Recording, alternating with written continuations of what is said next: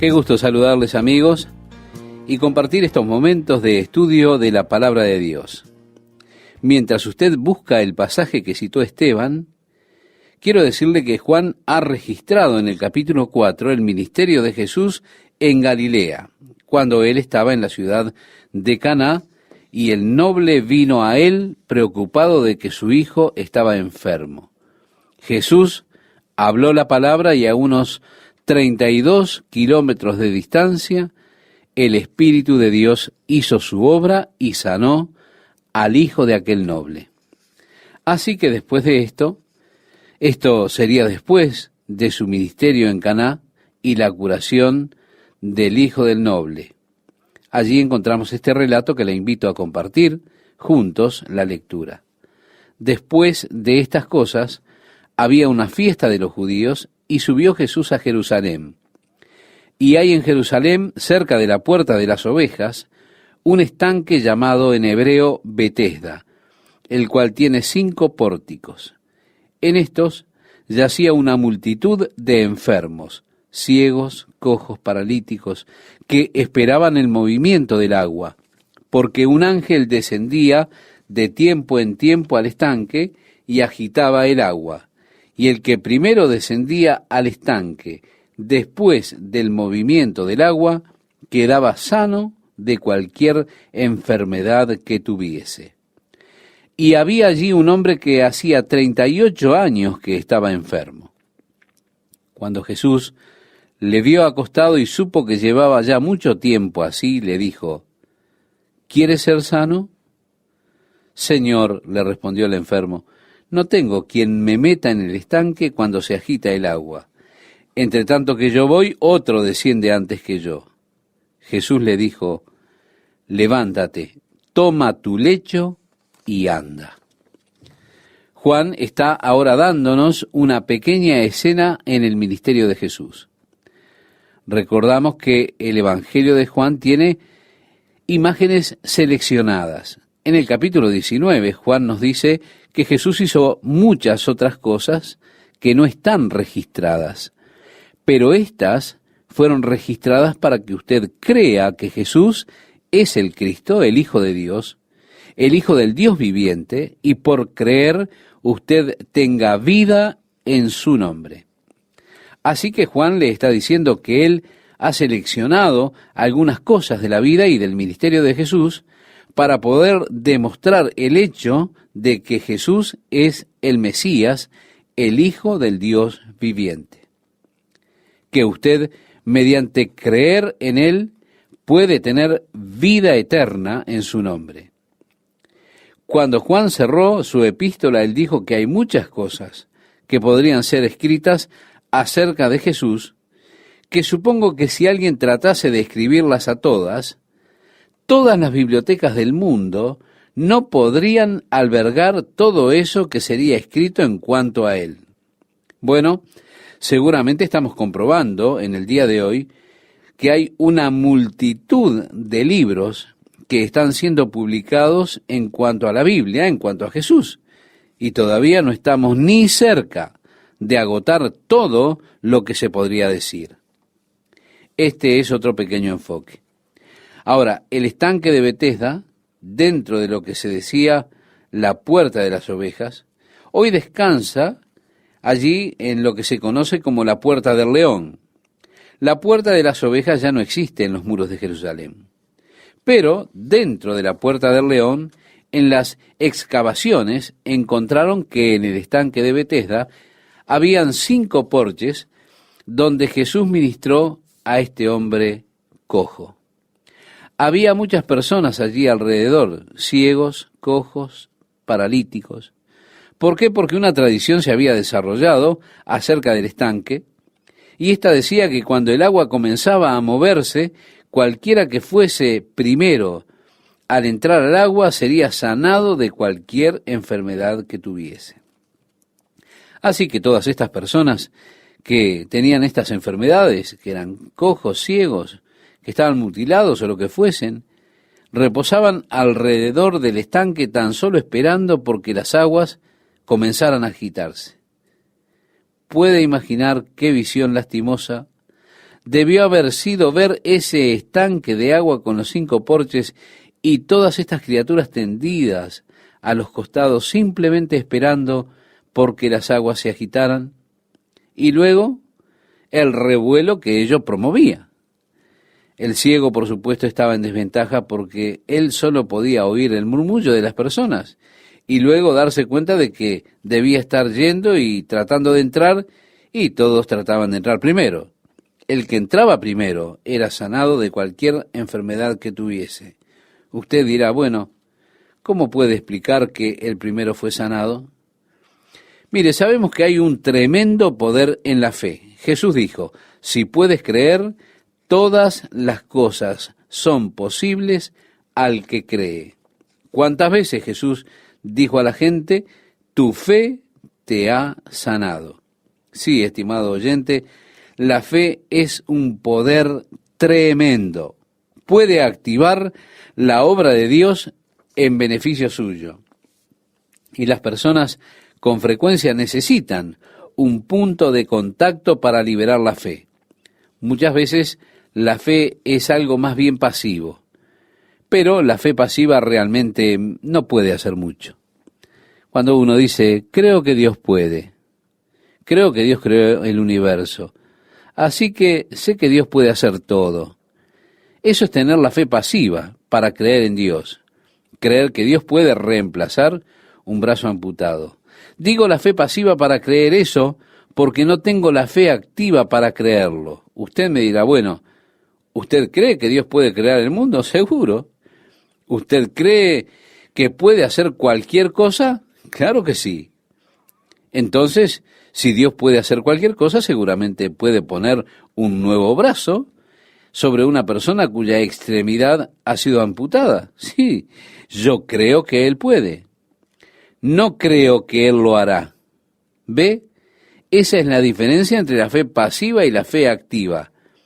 La fe activa cree que Él lo hará. Ahora, muchas veces necesitamos alguna clase de lugar, un punto de contacto, una experiencia en la cual troquemos nuestra fe pasiva, la cual puede poco, en una fe activa que sí puede mucho. Y con frecuencia el punto de contacto es extremadamente valioso.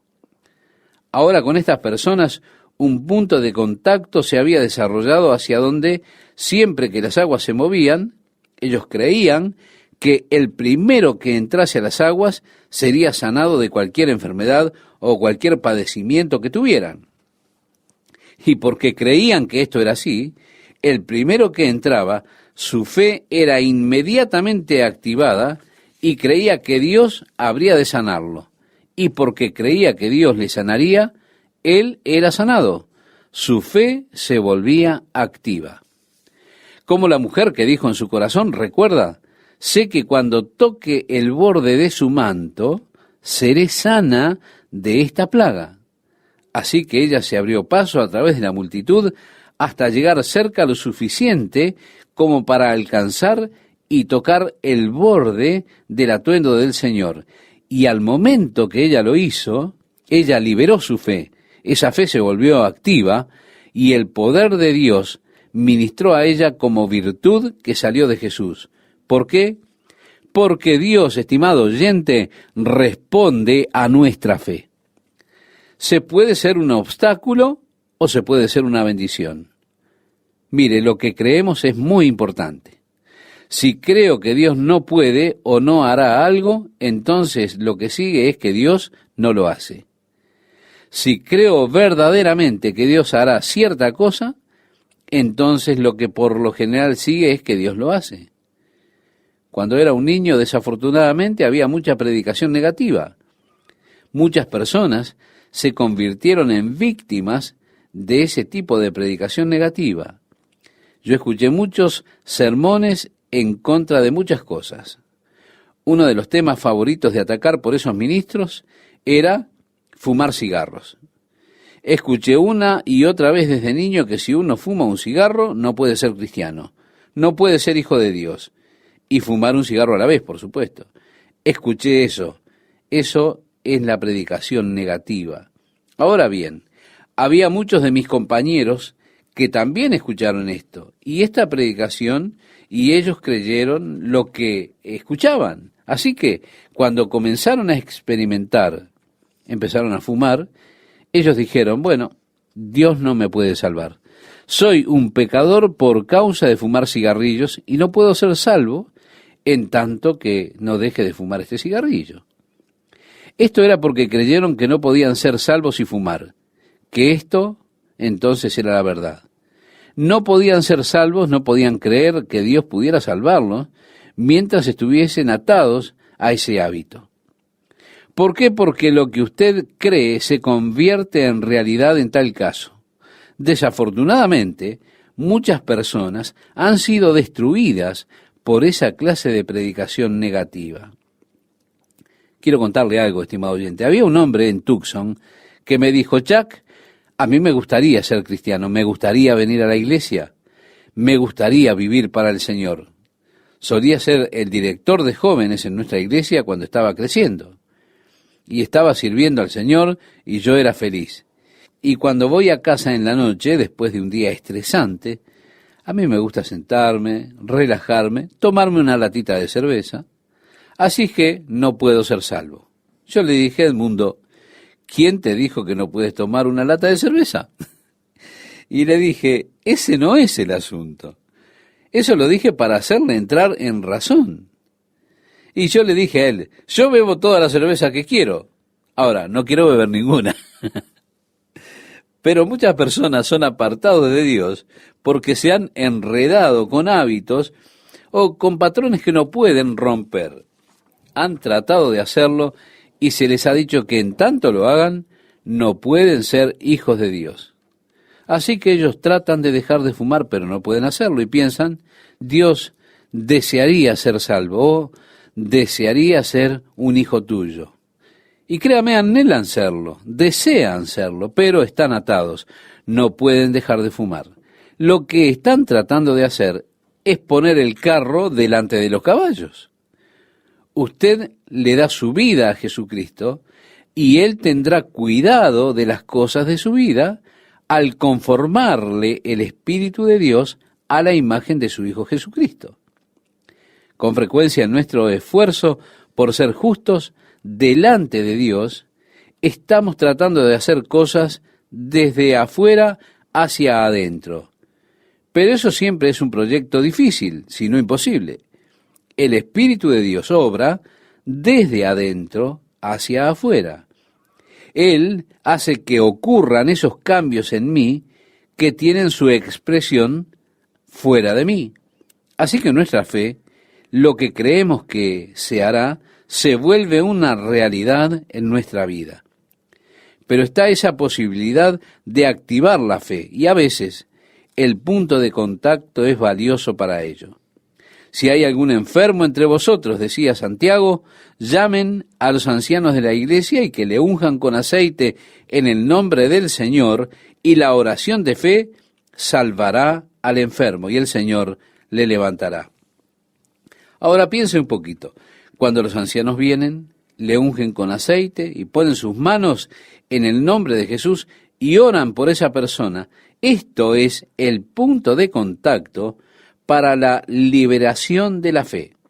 Es decir, la persona dice, sé que tan pronto como los ancianos entren aquí, me unjan con aceite y oren por mí en el nombre del Señor, habré de ser sano.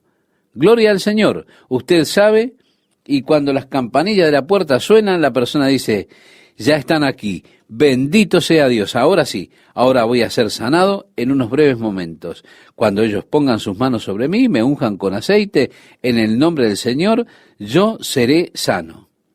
Y por cuanto creo en la promesa de Dios y creo la palabra de Dios, al momento en que ellos pongan sus manos sobre mi cabeza, en el nombre de Jesús, y oren por mí, voy a ser sanado. ¿Por qué?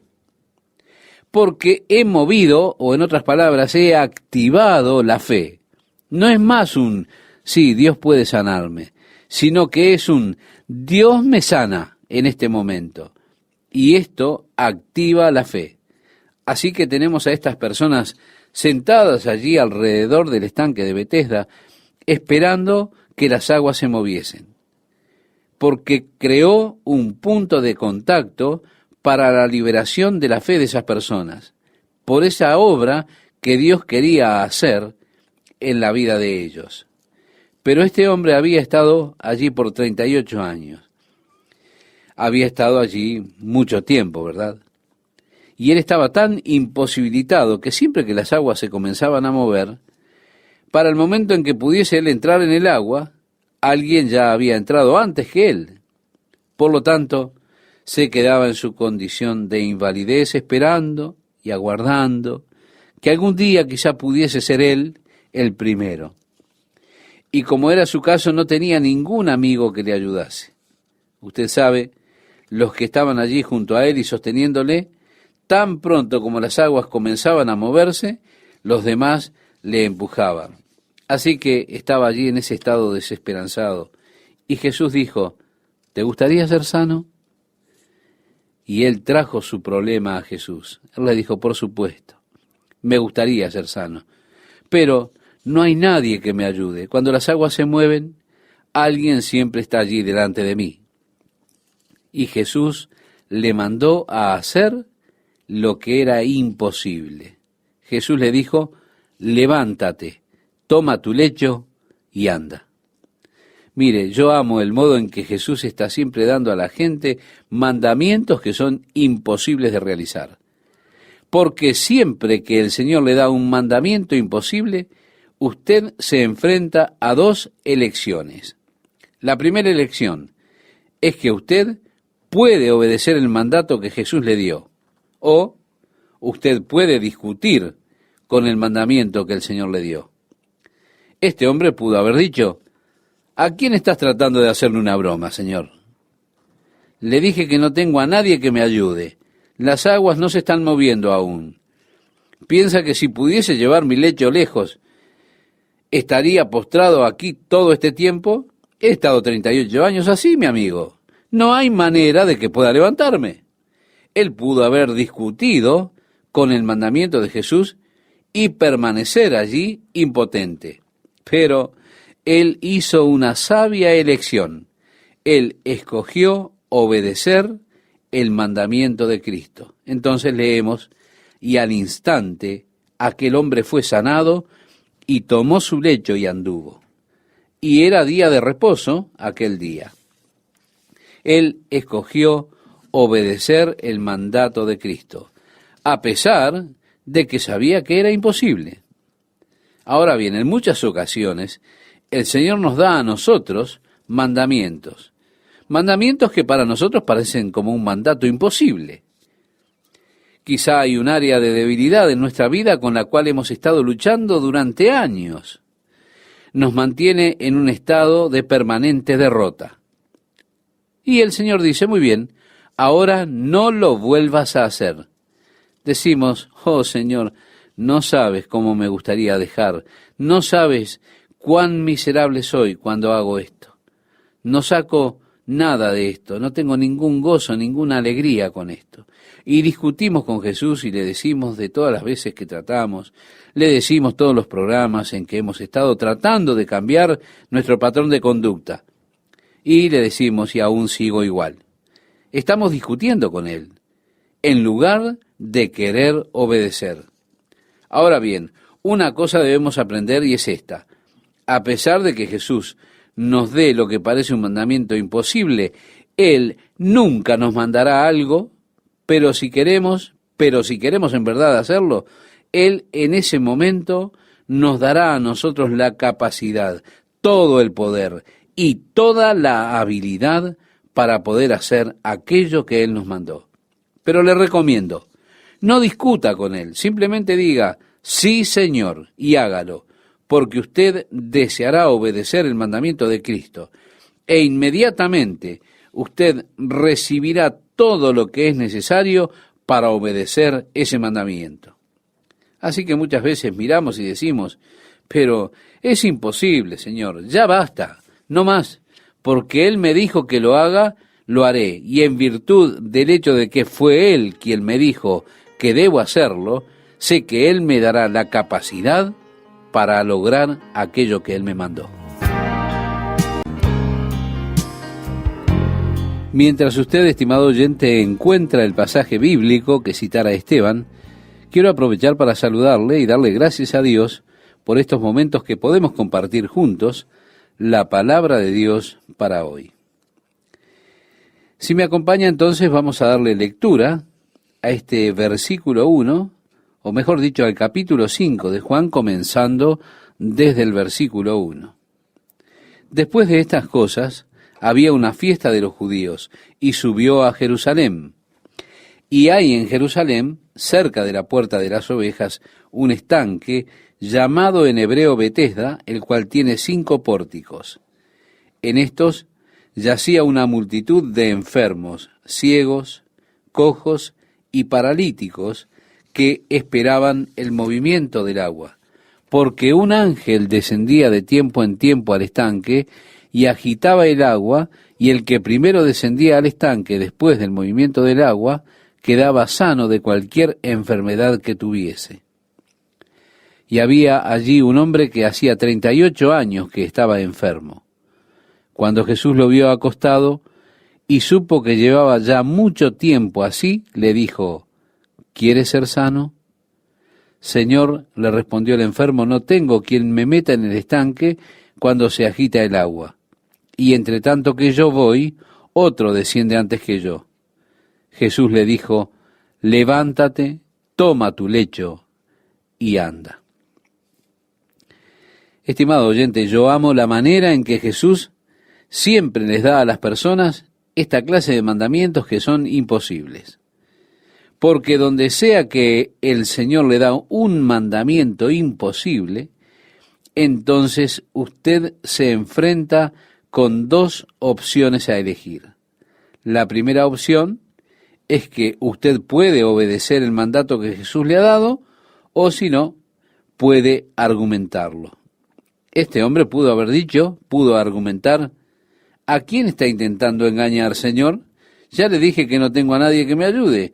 Las aguas ahora están quietas, he estado así por 38 años, no hay forma en que me pueda poner de pie, y él pudo haber argumentado el mandato de Jesús y permanecer impotente. Pero él tomó una decisión sabia, eligió obedecer el mandato de Jesús. Y así leemos: y al instante aquel hombre fue sanado y tomó su lecho y anduvo. Sí, él eligió obedecer el mandato de Cristo a pesar de saber que era un mandamiento imposible. Así que este hombre tomó su lecho y caminó. Pero ellos no observaron el calendario. ¿En qué día estaba ocurriendo esto? Dice el versículo 9, y era día de reposo aquel día. No pasó mucho tiempo antes de que un judío le dijera a este hombre que había sido sanado: es día de reposo, no te es lícito llevar tu lecho. Qué interesantes para mí las tradiciones que el hombre puede adquirir. Pero lo que más me asombra es cuán arraigada puede volverse la tradición en la vida de una persona. Yo creo que una de las cosas más difíciles de liberarse de ellas es la tradición.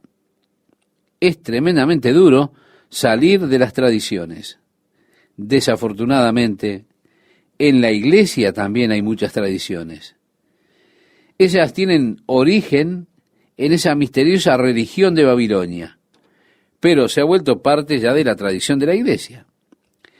Debido a que es tradición, se ha vuelto tan arraigada que cuando Martín Lutero buscó hacer un corte, él lo hizo. No fue verdaderamente un corte limpio de todos los abusos, porque él trajo a la reforma protestante mucho más de lo que la tradición trajo del misterioso sistema religioso babilónico. Así que cuando se dirigió Jesús a la iglesia de Sardis, la reforma protestante, él dijo: no he hallado tus obras completas delante de Dios. Todavía tienes los atavíos que pertenecen a la religión misterio de Babilonia, la cual mantiene su lugar en el cuerpo de Cristo. Pero, créame, es muy difícil deshacerse de las tradiciones. Se arraigan demasiado en las personas. ellos tenían ciertas tradiciones que habían desarrollado acerca del día de reposo. Buscaban interpretar la ley del día de reposo. Ellos tenían lo que se conoce como la Mishnah, el comentario de la ley de Moisés. En la Mishnah, unos 23 capítulos fueron escritos para interpretar la ley del día de reposo.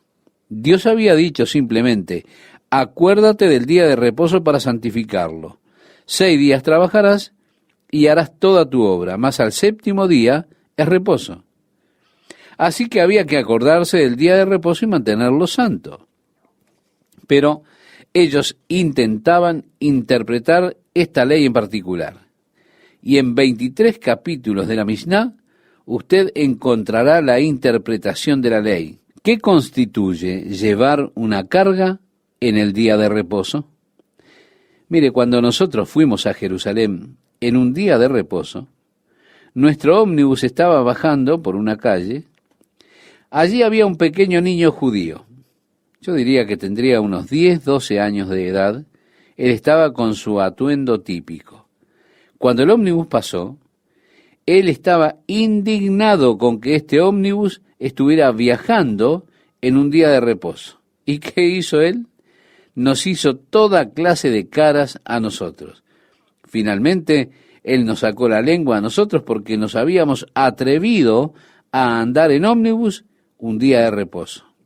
Ahora bien, yo supongo que era lícito que él nos sacara la lengua, pero este hombre estaba llevando su lecho en el día de reposo y le dijeron: hey amigo, es día de reposo, no está permitido que cargues con tu cama.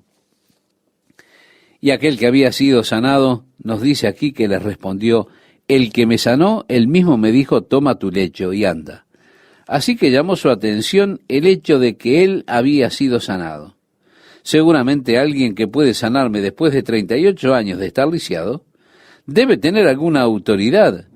Y así que él me dijo que tomara mi lecho y caminara. Entonces le preguntaron: ¿quién es el que te dijo toma tu lecho y anda? Y el que había sido sanado no sabía quién fuese, porque Jesús se había apartado de la gente que estaba en aquel lugar. Después le halló Jesús en el templo y le dijo: mira, has sido sanado, no peques más, para que no te venga alguna cosa peor. En este caso en particular, parecería que Jesús relacionó la enfermedad del hombre con algún pecado en su vida. Puede haber alguna relación entre el pecado y algún mal en particular, pero estaría muy mal generalizar y decir que toda enfermedad o todo mal está directamente relacionado con algún pecado. Este es el error que los consoladores de Job cometieron. Es un error que a menudo las personas cometen, incluso inconscientemente en sus mentes, cuando una persona está enferma o afligida. Desafortunadamente, hay también evangelistas en el día de hoy que buscan fomentar este concepto, diciendo: si usted tuviera suficiente fe, usted podría ser sanado. Solo enderece su vida. Dios quiere sanar a todos. Y si usted no es sanado es porque hay algo mal en su vida. Algo anda mal con su fe. Y todo lo que ellos hacen es apilar pesadas cargas sobre las pobres personas que están tan necesitadas. Y así les hacen sentir culpables, incluso peores en su condición. Dios, créame, tiene un juicio especial para estos consoladores. De esto estoy seguro. Este hombre no sabía quién era Jesús hasta que Jesús lo encontró en el templo. Su condición tenía relación con algún pecado en su vida, así que Jesús le advierte: no peques más, para que no te venga alguna cosa peor. Jesús enseñó que cuando un demonio abandona a un hombre, él va hacia lugares áridos buscando lugar para habitar. Y al no encontrar ninguno, él regresa al lugar de donde fue echado. Y si encuentra todo barrido y arreglado, él regresará con otros 7 espíritus para morar en ese lugar, y así el último estado de ese hombre es realmente peor que el primer estado. Se nos dice que en las Escrituras sería mejor para un hombre nunca haber conocido el camino de la verdad que haberlo conocido y alejarse de él. Mire, si usted ha tenido la obra de Dios en su vida, entonces usted tiene una cierta responsabilidad con Dios. Y es no solamente abrir su vida al obrar de Dios, sino abrir su vida a Dios mismo.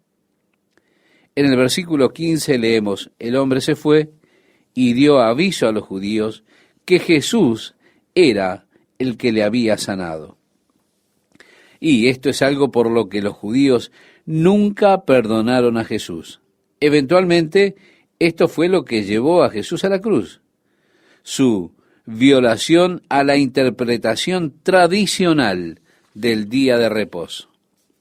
El verso 16 nos dice, y por esta causa los judíos perseguían a Jesús y procuraban matarle, porque hacía estas cosas en el día de reposo.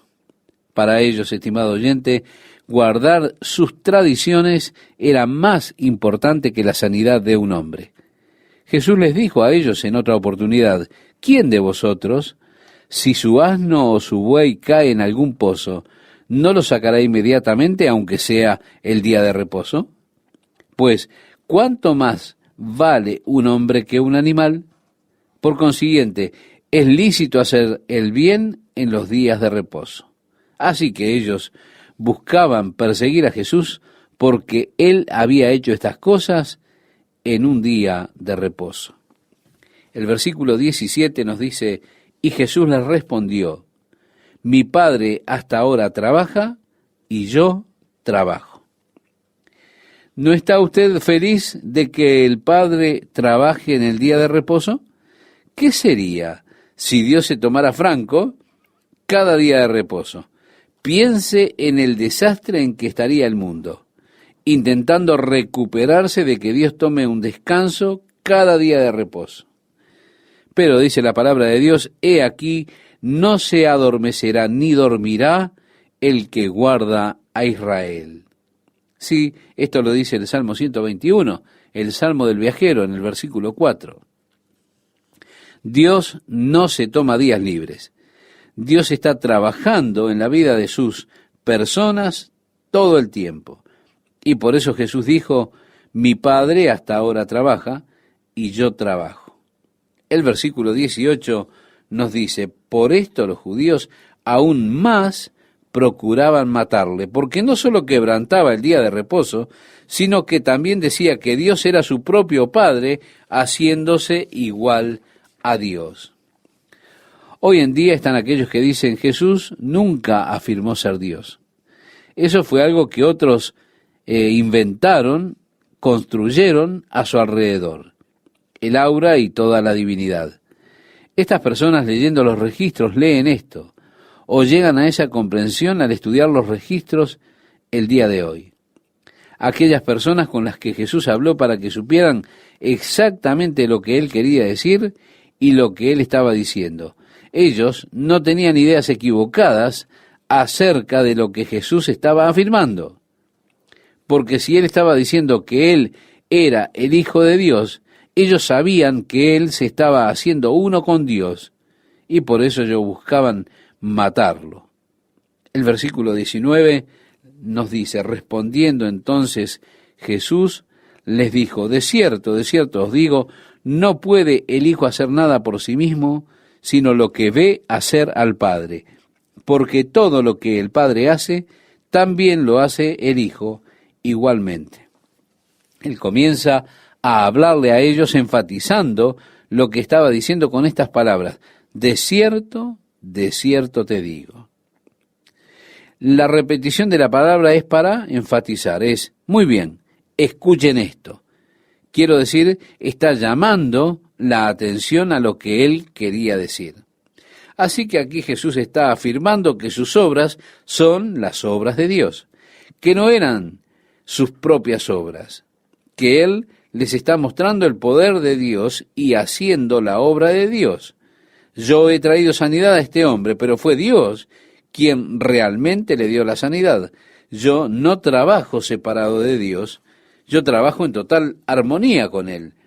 Ustedes encuentran defectos en mí por trabajar en el día de reposo, pero es la obra de Dios que fue hecha en día de reposo. ¿No se dan cuenta? ¿No lo pueden ver? Pero ellos no podían ver porque la tradición les había cegado los ojos. Si me acompaña, vamos a leer ahora el versículo 20. Dice, porque el Padre ama al Hijo y le muestra todas las cosas que Él hace, y mayores obras que éstas le mostrará, de modo que vosotros os maravilléis. Es decir, Dios continuará haciendo su obra, incluso mayores obras hará para que ustedes puedan maravillarse por lo que Él hace. Porque como el Padre levanta a los muertos y les da vida, así también el Hijo a los que quiere da vida, continuó diciendo Jesús. Y así, siguiendo el ministerio de Jesús, encontramos que Él regresó a la vida, es decir, resucitó al hijo de la viuda allí en la ciudad de Naín, también a la hija de Jairo en Capernaum, y finalmente resucitó a Lázaro, que había muerto, porque Dios puede volver a la vida incluso a aquellos que han muerto. Y el Hijo, haciendo el trabajo del Padre, también le dará vida a aquellos que Él quiere. El versículo 22 agrega, porque el Padre a nadie juzga, sino que todo el juicio dio al Hijo. Es decir, yo actúo de acuerdo con el Padre, actúo en armonía con Él, estoy haciendo su trabajo, para que todos honren al Hijo como honran al Padre. El que no honra al Hijo, no honra al Padre que le envió. Esto dice el versículo 23. Y esto es lo que Dios desea, que nosotros, estimado oyente, honremos al Hijo, es decir, honremos a Jesús. Una de las marcas de una religión falsa es precisamente no honrar a Jesús, no honrar al Hijo. Hay tres cosas a las que Satanás está atacando constantemente. Una es la palabra de Dios, también la divinidad de Cristo y la obra del Espíritu Santo. Él ataca la divinidad, él ataca la palabra de Dios. Y entonces él le preguntó a Eva, ¿con qué Dios ha dicho? Sí, y él aún ataca la palabra de Dios. Él ataca también la divinidad de Jesucristo. Y usted encuentra esto en una religión falsa. Probad a los espíritus para ver si son de Dios y su testimonio de Jesucristo, que es realmente donde se revela esto. Sí, Él ataca el trabajo del Espíritu Santo. Así que Dios ha realizado estas obras a través de Jesús. ¿Para qué? Como dice el verso 23, para que todos honren al Hijo como honran al Padre. El que no honra al Hijo, no honra al Padre que le envió. Mire, hay muchas personas que dicen, yo creo en Dios, pero no veo la necesidad de Jesús. Realmente no sé nada acerca de Jesús. Jesús está declarando aquí, miren, si ustedes no me honran, no están honrando al Padre. Y hay grupos que no honran a Jesús, que no honran al Hijo, por tanto no están honrando al Padre. El versículo 24 nos dice, de cierto os digo, el que oye mi palabra y cree al que me envió, tiene vida eterna. Sí, estimados amigos, estimada amiga, estimado amigo, creer en la palabra de Jesús es creer en el Padre que le ha enviado. Y dice el verso 24, y no vendrá a condenación, mas ha pasado de muerte a vida. El que oye mi palabra, es decir, oír en el sentido de observar, guardar su palabra, creer en Dios, entonces usted tendrá vida y vida eterna. Usted no será condenado, sino que ha pasado de muerte a vida. Pero mire usted, estimado oyente, cómo el hombre ha interpretado esto a través de la historia de la Iglesia y cómo tantos reglamentos y requerimientos han sido puestos sobre el hombre, de manera de decir, tus pecados son absueltos, tú eres un hijo de Dios, si haces esto, si haces aquello. guarda estas reglas, lee estos reglamentos, sigue así, da tus diezmos y toda esta clase de cosas. Y colocamos esta pesada carga sobre ellos. Cuando Jesús dice, si ustedes solo oyen mi voz y creen en quien me ha enviado, ustedes pasarán de muerte a vida. Pero es trabajo de Satanás condenar a los hijos de Dios. Y créame, él es un experto en eso. Él nunca desiste. ¿Qué tal, amigos? ¿Cómo están? Es un gozo profundo poder compartir con ustedes estos momentos con el estudio de la palabra de Dios para hoy. El pasaje que citaba Esteban es el que leeremos a continuación. Si usted ya tiene su Biblia allí a la mano, le invito a que me acompañe en la lectura. Dice así: para que todos honren al Hijo como honran al Padre. El que no honra al Hijo, no honra al Padre que le envió. De cierto os digo, el que oye mi palabra y cree al que me envió, tiene vida eterna. Sí, creer en la palabra de Jesús es creer en el Padre que le envió. Y agrega, y no vendrá a condenación, mas ha pasado de muerte a vida. De cierto os digo, viene la hora, y ahora es, cuando los muertos oirán la voz del Hijo de Dios, y los que la oyeren vivirán. Pronto Jesús descendería al infierno y predicaría a las almas en prisión que Él puede liberarlas de su cautividad. La hora ha llegado. Está casi sobre nosotros, cuando aquellos que murieron escucharán la voz y los que oyeren vivirán. El versículo 26 dice, porque como el Padre tiene vida en sí mismo, así también ha dado al Hijo el tener vida en sí mismo. Jesús dirá en unos instantes, ningún hombre toma mi vida, sino que yo la pongo de mí mismo. Tengo poder para ponerla y tengo poder para volverla a tomar. Como el Padre tiene vida en sí mismo, así también el Hijo tiene esa vida dentro de él y tiene poder para dar vida, tiene autoridad. El Padre le ha dado a él la autoridad para ejecutar el juicio también, porque él es el Hijo del Hombre. En el versículo 28 leemos, no os maravilléis de esto, porque vendrá hora cuando todos los que están en los sepulcros oirán su voz. Jesús está hablando sobre ese ministerio que él habrá de tener pronto a esos fieles, quienes con Abraham estaban esperando el cumplimiento de la promesa de Dios, es decir, aquellos que murieron en la fe, no habiendo recibido las promesas, sino que, como dice la Biblia, estaban saludándolas de lejos, abrazándolas, esperando por ellas, esperando a que la redención se completara.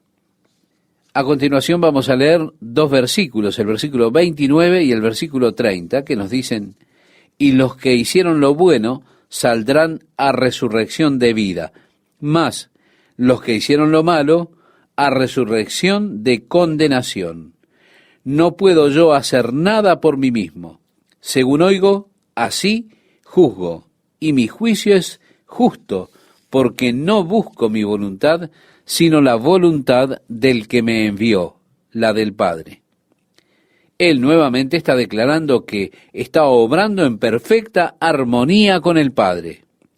Más tarde, él le va a decir a Felipe, las obras que hago, no las hago de mí mismo, sino que el Padre que habita en mí, Él hace las obras.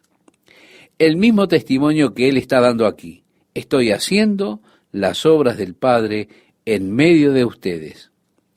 Ahora Él ha de hablar acerca de su testimonio. Y dice el verso 31, si yo doy testimonio acerca de mí mismo, mi testimonio no es verdadero.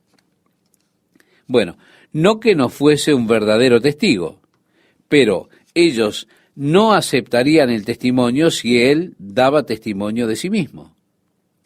Continuamos leyendo y dice así: otro es el que da testimonio acerca de mí, y sé que el testimonio que da de mí es verdadero. Vosotros enviasteis mensajeros a Juan, y él dio testimonio de la verdad, pero yo no recibo testimonio de hombre alguno. Mas digo esto para que vosotros seáis salvos. Él era antorcha que ardía y alumbraba, y vosotros quisisteis regocijaros por un tiempo en su luz. Así yo, si yo testifico de mí mismo, diría él, no será aceptable el testimonio. Pero Juan dio testimonio de mí, y ustedes salieron, lo escucharon a él, y estuvieron satisfechos caminando en la luz que él trajo. Pero él dijo: ni yo acepto el testimonio de Juan como la prueba final de quién soy yo.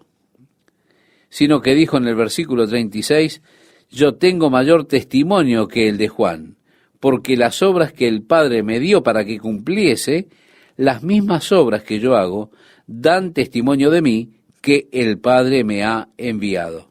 Así es que Jesús está apelando ahora a los milagros y a las obras que él hizo como testigos y testimonio de su autoridad y de su origen. Cuando Nicodemo vino a él, le dijo: Rabí, sabemos que eres un maestro que viene de Dios, porque ningún hombre puede hacer las obras que tú haces a menos que Dios esté con él. Y Nicodemo reconoció esto como un testimonio válido cuando él vino en aquella visita de noche a Jesús. Felipe le dijo al Señor: Señor, muéstranos el Padre y nos basta. Jesús le dijo: ¿tanto tiempo hace que estoy con vosotros y no me has conocido, Felipe? El que me ha visto a mí, ha visto al Padre. ¿Cómo, pues, dices tú, muéstranos al Padre? ¿No crees que yo soy en el Padre y el Padre en mí? Las palabras que yo os hablo, no las hablo por mi propia cuenta, sino que el Padre que mora en mí, Él hace las obras. Creedme que yo soy en el Padre y el Padre en mí. De otra manera, creedme por las mismas obras. Sí, Él llama como testigo de su autoridad a las obras que Él está haciendo, porque Él estaba haciendo las obras de Dios. Y créame, ellas son un poderoso testigo de quién es Jesús. Negar que Jesús es el Cristo, el Hijo de Dios, es negar los milagros, es negar las obras que Él realizó. Ahora, usted siempre encontrará a aquellos liberales que andan buscando hacer simplemente eso: racionalizar los milagros. Al entrar en el próximo capítulo, viendo a Jesús alimentar a la multitud con 5 panes y 2 peces, ellos le dirán que en aquellos días todos llevaban su comida, llevaban esas largas mangas, las cuales estaban atadas a las muñecas, y eran tan egoístas que ninguno quería compartir su comida con otros, con aquellos que habían olvidado traer su propia comida. Y entonces todos se sentaban allí con su egoísmo, no queriendo comer su propia comida enfrente de los otros. ¿Por qué? Porque no querían compartirla. Hasta que finalmente un pequeño y dulce niño vino y dijo: aquí, Jesús, yo te daré mi almuerzo. Y todos fueron tan motivados y tocados por este hermoso ejemplo del niño que un milagro tuvo lugar. Todos desataron sus mangas y compartieron su almuerzo, tanto que cuando juntaron el sobrante habían dado más de 12 canastos llenos. ¿Se da cuenta? ¿No es dulce y maravilloso el ejemplo del niño guiando a la congregación a la generosidad? Y así es que la lección que ellos enseñarían es que un ejemplo de un niño es capaz de guiarnos a actos benevolentes. Las cifras no mienten, pero los mentirosos pueden hacer cifras. Ahora Jesús está declarando: yo podría testificar de mí mismo, pero ustedes no recibirían eso. Juan testificó de mí, pero no les pido a ustedes que crean eso. Las obras, ellas son testimonio, pero aún más que obras. El verso 37 dice: también el Padre que me envió ha dado testimonio de mí. Nunca habéis oído su voz, ni habéis visto su aspecto. El Padre da testimonio de mí. ¿Recuerda cuando Jesús fue bautizado? El Padre habló del cielo y dijo, este es mi Hijo amado, en quien tengo contentamiento. El Padre ha dado testimonio de mí, decía Jesús. Pero Jesús no se estaba refiriendo a este hecho, él se estaba refiriendo a las Escrituras del Antiguo Testamento, en el cual Dios dio testimonio de su Hijo, al cual enviaría al mundo. A eso hacía referencia cuando decía, el Padre ha dado testimonio de mí. Ustedes no conocen al Padre, ustedes nunca oyeron al Padre. Escudriñad en las Escrituras.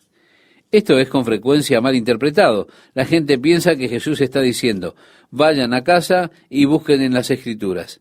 Él no está diciendo eso.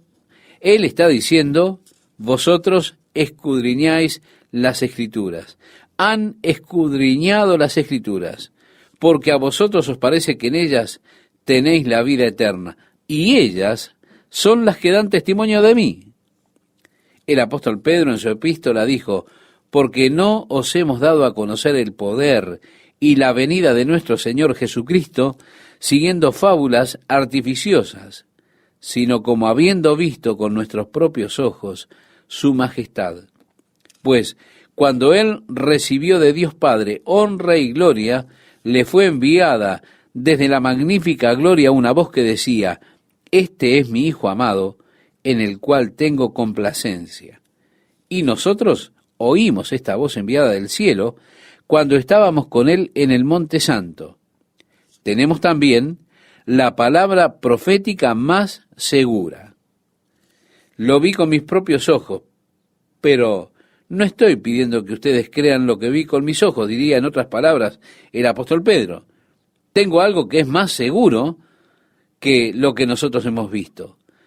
Tenemos la palabra de Dios, el testimonio de Dios en el Antiguo Testamento. Y si ustedes buscan realmente en las Escrituras, encontrarán que ellas testifican de Jesucristo. Todo el Antiguo Testamento daba testimonio de aquel que vendría. Por ejemplo, tenemos este pasaje del Salmo 40, versículo 7. Entonces dije, he aquí vengo, en el rollo del libro está escrito de mí, el hacer tu voluntad, Dios mío, me ha agradado. Ahora él está diciéndoles, ustedes aún no han escuchado la voz de Dios. Ustedes buscan las Escrituras porque piensan que en ellas tienen la vida eterna, pero en realidad no han escuchado la voz de Dios porque esas Escrituras testifican de mí. En Juan 5, versículo 40 al 43, dice, y no queréis venir a mí para que tengáis vida. Y ahora él dice, gloria de los hombres no recibo, mas yo os conozco que no tenéis amor de Dios en vosotros. Yo he venido en nombre de mi Padre y no me recibís.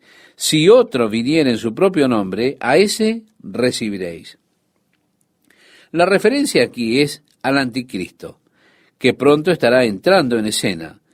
Y aunque los judíos rechazaron a Jesucristo, ellos abrazarán a este hombre, al anticristo, que vendrá con un gran engaño, un programa de paz y prosperidad.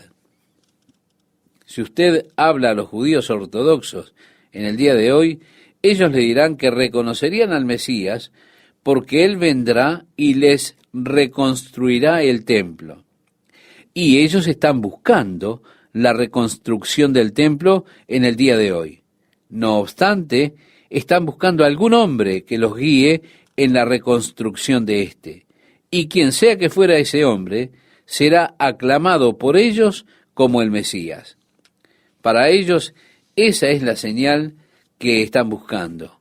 Cualquier hombre que les traiga a ellos la reconstrucción del templo. Pero, porque ellos están en descreimiento del Hijo de Dios, ellos serán engañados. Y el hombre que habrá de guiarles en la reconstrucción del templo será el anticristo, que vendrá en su propio nombre. Jesús dijo, vine en el nombre del Padre y la autoridad de mi Padre, pero vosotros no me aceptasteis. Este hombre habrá de venir en su propio nombre, y ustedes le recibirán. El profeta Daniel decía, y el príncipe de un pueblo que ha de hacer un pacto con el pueblo, a la mitad de la semana, él romperá el pacto y establecerá la abominación que causa la desolación.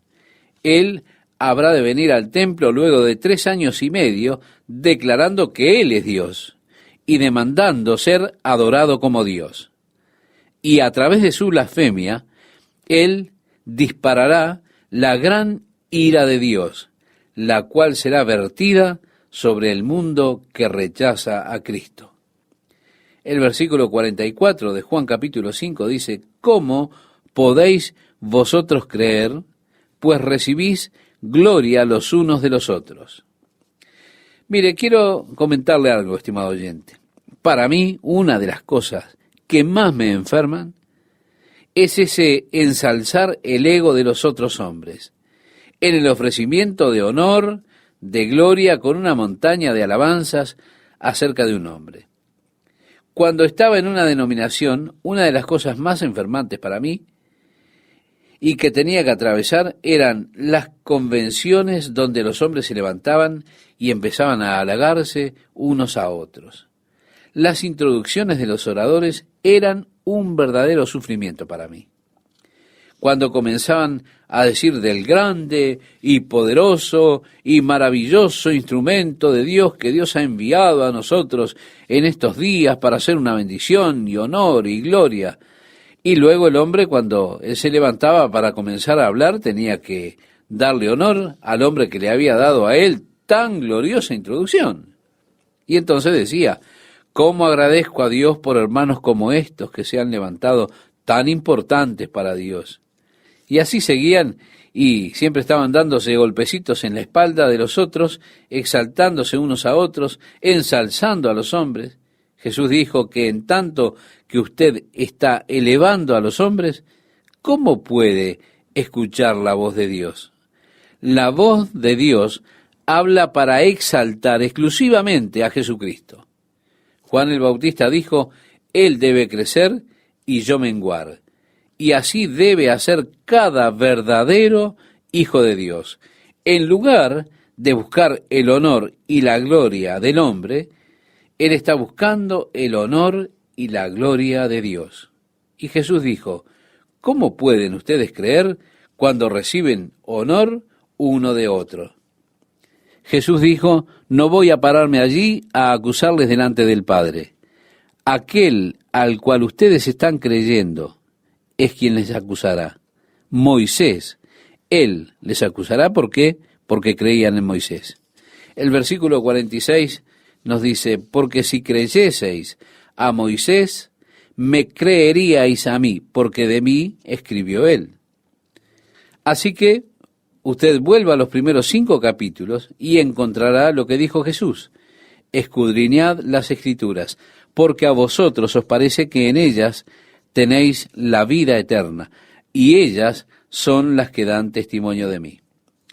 Si usted vuelve y verdaderamente entiende, estudia los primeros 5 libros de la Biblia, el Pentateuco, encontrará que Moisés está hablando de Jesús todo el tiempo, cuando trata acerca de los diferentes tipos de sacrificios y demás.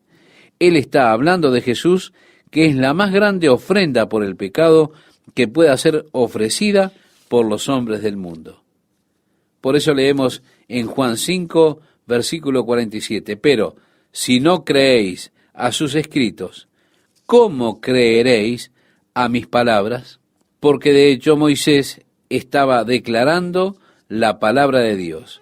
Jesús aquí está clamando por la autoridad de los libros del Antiguo Testamento.